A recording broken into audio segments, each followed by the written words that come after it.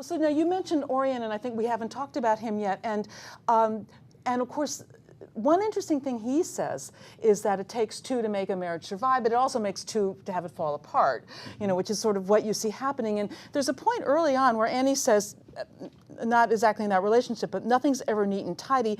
And I don't see that in this collapse of this marriage either. It's not as if there's one bad guy and one good guy. It's not black and white. Orion missed a lot. But on the other hand, he did say it, what he said at one point, but I let you be an artist and I set up that studio. And Annie has grievances, but she also held in a lot and was, you know, denying and hurt the family in some ways. So I'm wondering, did you intend that balance of admission and guilt? And how hard is it to keep that balanced? Is there an instinct to go to pick a good guy or a bad guy to go with as a writer or not? Well, that's a really good question.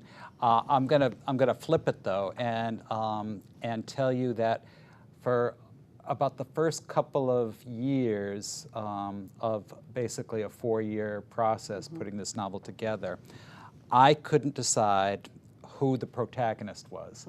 Was it Annie or was it Orion? And the way I started writing and the way the first section of the novel is set up is that they have their chapters are in tandem. So we get an Orion viewpoint, and then we get an Annie viewpoint, and then we're back to Orion and Annie. I was interested in sort of creating a kind of Rashomon effect, where some of the same stuff that they're thinking about from different angles.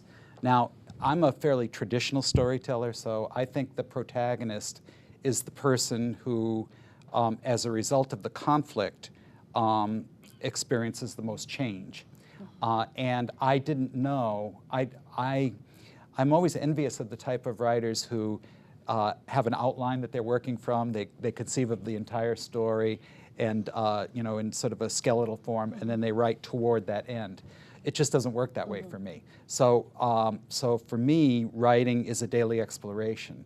I didn't, for instance, know that the children, the 3 adult children, all of whom are in their 20s, were going to start talking and commandeering chapters of their own.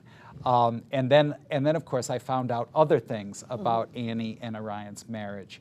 I think ultimately when I finished the book, I don't see, even though Orion has the last chapters from his point of view, I see if it's possible to have a protagonist be an entire family.